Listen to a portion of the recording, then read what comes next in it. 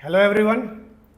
Offline में जो बैठे हुए हैं क्लास में उनके लिए भी और जो ऑनलाइन देख रहे हैं उनके लिए भी, दोनों लोगों को हेलो। ठीक है ना। क्लास के क्रम में मैंने कई बार जिक्र किया एक वर्ड का, टीडीएस का, और एक टर्म आया है कई जगह टीसीएस। तो ये दोनों आखिर क्या होते हैं, टीडीएस और टीसीएस, इन दोनों की बात हम लोग कर लेते हैं। ठीक है ना। तो सबसे पहले बात करते हैं हम टीडीएस के बारे में और फिर बात करेंगे हम टीसीएस के बारे में। तो पहला टर्म हमारा है TDS, tax deduction at source. क्या होता है? तो देखो, अपने देश में कई बार गवर्नमेंट जैसे स्टेप लेती है जिससे कि लोग टैक्स को सही से पे करें। अपने देश में टैक्स की चोरी बहुत ज़्यादा, और देशों में भी है, लेकिन डेवलप कंट्रीज में कम है, अंडर डेवलप और डेवलपिंग में ज़्यादा है। अपने देश में भी टैक्स चोरी बहुत है। तो टैक्स चोरी को रोकने के लिए गवर्नमेंट ने टीडीएस का स्कीम लाया था। ये इनकम टैक्स से रिलेटेड है और इनकम टैक्स से संबंधित है ना। तो होता क्या है टीडीएस में? देखो, जो भी इंडिविजुअल या जो भी इंस्टीट्यूशन किसी दूसरे से सर्विस लेगा, तो सर्विस के बदले में जो भी पेमेंट करेगा, उस पेमेंट के बदले में उस पेमेंट में से कुछ परसेंटेज काटना होता है। टैक्स डिडक्शन एट सोर्स, यानी जहां से पैसा मिला वहीं पे काटना होगा। जहां पे पैसा मिला वहीं पे काटना होगा, यानी जो पैसा देगा वही काटेगा। कोई भी, आप किसी से भी कोई सर्विस ले रहे हैं, जैसे मैं जहां कोचिंग में पढ़ा रहा हूं, यहां मुझे पैसा मिलेगा। आप लोग रेंट देते होंगे तो रेंट लैंडलॉर्ड को देते होंगे, वहां भी पैसा पेमेंट कर रहे हैं, तो आप भी काट सकते हैं टीडीएस। कहीं पर भी किसी से सर्विस ले रहे हैं, जिस इंडिविजुअल सर्विस आप ले रहे हैं, चाहे आप इंडिविजुअल हैं चाहे आप इंस्टीट्यूशन है, उससे आपको टीडीएस काटना है। और काट के क्या करना है? उसको गवर्नमेंट के पास जमा करना है। अब कैसे होता है समझ लेते हैं। मैं अपना एग्जांपल लेता हूं। मैं अभी यहां क्लास ले रहा हूं। सपोज करो मेरा पेमेंट यहां कुछ बनता है, मान लो 1 लाख रुपए, मान लो, ऐसा कितना बनता है छोड़ दो, लेकिन 1 लाख बनता है मान लो। तो सर्विसेज पे क्या है, 10% का टीडीएस है। यानी इस 1 लाख रुपए में से 10% इन 10,000 रुपीज ये इंस्टीट्यूट मेरे से काट लेगी और मुझे 90,000 ही देगी। और वो 10,000 रुपया जो है वो मेरे पैन में, परमानेंट अकाउंट नंबर, इसका एक अकाउंट गवर्नमेंट ऑफ इंडिया के पास होता है, उस पैन अकाउंट में इनको दे दूंगा इंस्टीट्यूट वाले को, और ये इनका ऑनलाइन जो है वो ट्रांसफर कर देंगे मेरे पैन में, प्रिया रंजन कुमार, ये 10,000 रुपीज इस फलाने इंस्टीट्यूट से ये पैसा वहां पे पहुंच जाएगा और गवर्नमेंट के पास जमा हो जाएगा। वो पैसा गवर्नमेंट पड़ा रहेगा पैसा वो। अब देखो होता क्या, अब 2023 से 1 अप्रैल से लेकर 2024 31 मार्च तक मैं जितनी जगह क्लास लिया, सब जगह मुझे पेमेंट मिला। और जो भी व्हाइट पेमेंट मिलेंगे, जो भी व्हाइट ही मिलता है हम लोगों को ब्लैक मनी नहीं है, लेकिन जो भी पेमेंट मिलता है उस सभी पेमेंट का 10% उनको काटना होता है। किनको? जो मुझे बुलाया है क्लास लेने के लिए, जो भी इंस्टीट्यूट मुझे ऑफर दिया है, क्लास दे रहा है, उस इंस्टीट्यूट को मेरे पेमेंट में से 10% काटना है और मेरे पैन नंबर में जमा करना है गवर्नमेंट ऑफ इंडिया के पास। अब मान लो कि पूरे साल में मैंने जो पैसा कमाया वो 10 लाख रुपये मुझे मिले, और उस 10 लाख रुपये में से 10% नहीं, 1 लाख रुपीज वो क्या है, गवर्नमेंट के पास जमा हो गया है। किसी का 10, किसी का 15, किसी का 20, जहां जहां पढ़ाया हूं वो सब लोग पेमेंट में से काट करके वहां गवर्नमेंट को जमा कर दिए हैं। अब क्या होगा? अब जब मैं 31 मार्च के बाद 2024 में फाइनेंशियल ईयर पूरा हो गया, अब मैं अपना इनकम टैक्स भरूंगा गवर्नमेंट के पास। अगर इनकम टैक्स नहीं भरूंगा, इनकम टैक्स रिटर्न फाइल नहीं करूंगा, तो पैसा वहीं रह जाएगा, वो टीडीएस का पैसा मुझे मिलेगा नहीं। उसके लिए मुझे इनकम टैक्स रिटर्न फाइल करना पड़ेगा, यानी गवर्नमेंट को अपना इनकम डिस्क्लोज करना पड़ेगा। अब मैं अपना इनकम टैक्स भरूंगा, अब मैं गवर्नमेंट को दिखाऊंगा कि भाई 10 लाख मेरे पैसे आए और 10 लाख में ये मैंने खर्चा किया और ये मेरा इनकम जो है इसमें टैक्स देना है। मान लो 10 लाख में 7 लाख में दिखा देता हूं, अब 3 लाख पे मुझे टैक्स देने हैं। मान लो मुझे टैक्स जो है 30,000 देने हैं। स्लैब वगैरह की बात मैं नहीं कर रहा हूं अभी, लेकिन जो भी आपके पास इनकम आया उस इनकम में खर्चे भी होंगे, और टैक्स स्लैब दिया हुआ, उसमें सब टैक्स स्लैब अलग से क्लास लूंगा मैं, लेकिन यहाँ टैक्स स्लैब पे मत उलझो। यहाँ पे देखो कि जो भी 10 लाख इनकम आया, उस 10 लाख इनकम में से खर्चे तो हुए होंगे, तो खर्चे पे तो टैक्स देना नहीं होता है, और स्लैब में जो छूट मिला उस पर टैक्स देना नहीं होता है। तो जो 3 लाख मान लो रुपये में इनकम पे टैक्स देना है, टैक्सेबल इनकम कहते हैं उसे, कर योग्य आय कहते हैं उसे, उस पर टैक्स देना है। अब मान लो उस पर मुझे टैक्स देना है 30,000 रुपीज़, ये मुझे गवर्नमेंट को देना है। जमा कितना है गवर्नमेंट के पास? 1 लाख रुपये पहले से जमा है।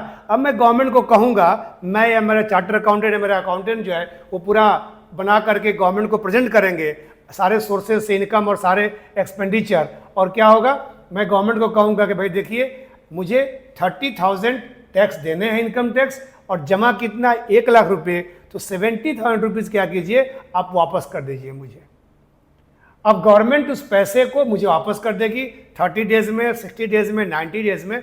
गवर्नमेंट कहती है कि बहुत जल्दी इसको पूरा करेंगे, वापस करेंगे, लेकिन कई बार लेट भी होता है।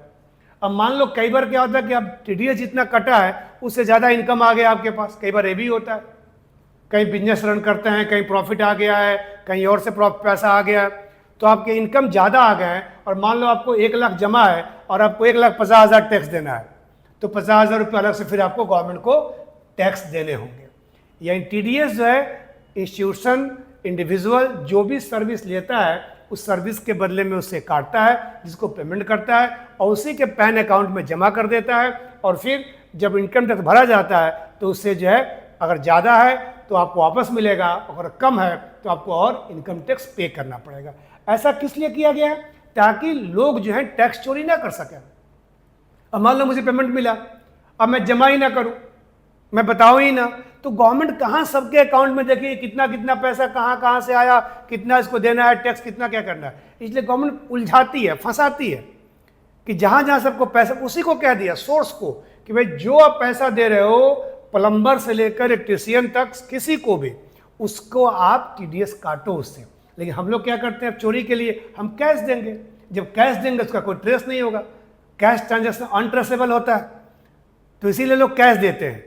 तो कई जगह हमारे प्रोफेशन में भी ऑफर चलता है कि सर चेक नहीं, और बहुत टीचर लोग चेक नहीं कैश मांगते हैं। कैश जब मांगेंगे तो उनको टैक्स भरने की जरूरत नहीं होगी, इनकम टैक्स रिटर्न फाइल नहीं करना होगा, उनका टीडीएस कटेगा नहीं। तो टीडीएस कहीं ना कहीं इनकम टैक्स से रिलेटेड है, और ये इनकम टैक्स ही है जो पहले ही काट लिया जाता है, और उसके बाद गवर्नमेंट को बताना होता है कि भाई ये जो हमारा क्या है, इतना हमारा इनकम हुआ, इतना हमारा एक्सपेंडिचर हुआ, इतना हमारा टैक्स हुआ, इतना हमारा जमा, इतना हमारा वापस कर दो। ठीक है, तो टीडीएस का सिस्टम ये है। अब बात करते हैं टीसीएस के बारे में, है ना, टैक्स कलेक्शन एट सोर्स। वो क्या था? टैक्स डिडक्शन एट सोर्स था, ये टैक्स कलेक्शन एट सोर्स है। इसका क्या यूज है, इसका क्या सिस्टम है, समझ लीजिए। ये सेलर और बायर के बीच में होता है। ये किसके बीच में होता है टीडीएस? तो सर्विस जो देता है और सर्विस जो लेता है, सर्विस रिसीवर और सर्विस प्रोवाइडर। और टीसीएस जो है ये सेलर और बायर के बीच में होता है। ये सेलर को लेना होता है, यानी जब भी कोई दुकानदार, जब भी कोई बड़ा सेलर, जब भी कोई होलसेलर कोई सामान बेचता है किसी को, तो जो बायर होता है उस बायर से, खरीदार जो होता है उससे ही एक परसेंटेज जो है काट लेना होता है। उसके भी परसेंटेज वेरी करते हैं, लेकिन वहाँ पे मत जाओ, परसेंटेज मत याद करो, ये देखो कि काटना होता है। और इसमें लेकिन कुछ सिस्टम बनाया गया है कि किसके लिए है, क्या है। अब ऐसे मान लो कोई भी सेलर है, वो सामान बेच रहा है, तो मान लो उसने 1 लाख का सामान बेचा, ठीक है ना, तो 1 लाख का सामान जो बेचेगा, कोई खरीदार होगा, बायर खरीदेगा उसको, तो क्या करेगा, उस 1 लाख पर 10% एक्स्ट्रा लेगा उससे। सेलर ने पैसा लेगा, भाई बायर जो खरीदेगा वो पेमेंट करेगा 1 लाख का। मान लो पेन खरीदा बायर ने, 1 लाख का पेन खरीदा, तो सेलर कहेगा कि आप 1,10,000 दो, वो 10,000 लेगा और जाकर उसको पैन में जमा करेगा, उसके ही पैन में, बायर के पैन में, जिससे कि वो क्या होगा, रिकॉर्ड बन जाएगा। लेकिन ये सब गुड्स के लिए नहीं है, ये कुछ प्रेस्क्राइब्ड गुड्स के लिए हैं, कुछ जो चयनित वस्तुएं हैं जो बताया गया है उन्हीं के लिए टीसीएस होता है। लेकिन टीसीएस में 3 चीज़ें होती हैं। पहला कि एक तो ये सभी गुड्स के लिए नहीं है, कुछ ही गुड्स के लिए हैं। दूसरा क्या होता है कि वैसा सेलर टीसीएस ले सकता है जिसका टर्नओवर जो है, एनुअल टर्नओवर, जिसका एनुअल टर्नओवर जो है वो क्या है, वो है टर्नओवर है ₹10 करोड़। यानी कोई भी सेलर जिसका 10 करोड़ एनुअल टर्नओवर है, वो टीसीएस ले सकता है अपने बायर से, ध्यान रखिएगा। और सभी सेल पर नहीं, 50 लाख से ज़्यादा के जो सेल होंगे उसी सेल पे वो टीसीएस ले सकता है। 50 लाख से कम के सेल होंगे उस पर नहीं ले सकता है। और तीसरा होता है क्या, अगर जो बायर है जो गुड्स खरीद रहा है सेलर से, अगर बायर फिर उस गुड्स को कहीं मैन्युफैक्चरिंग में लगा रहा है, रीप्रोडक्शन कर रहा है, रॉ मटेरियल परचेज कर रहा है, तब आपको टीसीएस नहीं काटना है, टीसीएस आपको नहीं लेना है।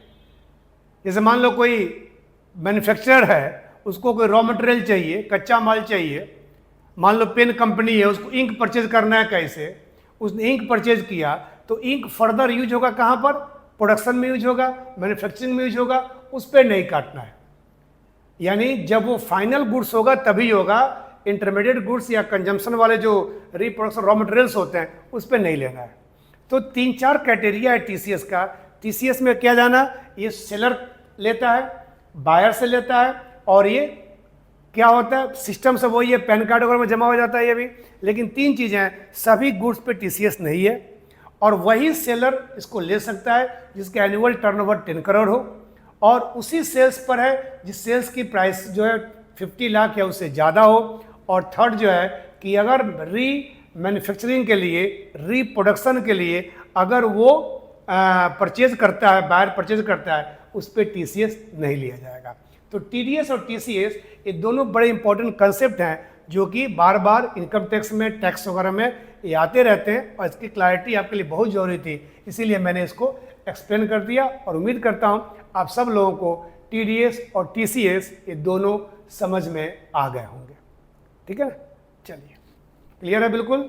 फिर डाउट होगा तो पूछ लेंगे, ऑनलाइन वाले लोग अपना कमेंट में कुछ डाल सकते हैं, और जो क्लास में ऑफलाइन है आपसे तो रोज़ मुलाकात होती है, तो आप लोग पूछ सकते हैं मेरे से। चलिए, लेकिन उम्मीद करता हूँ सबको समझ में आ गया होगा। सो थैंक यू ऑनलाइन वालों को, thank you for watching this video, thank you, और आप लोगों के लिए भी थैंक यू।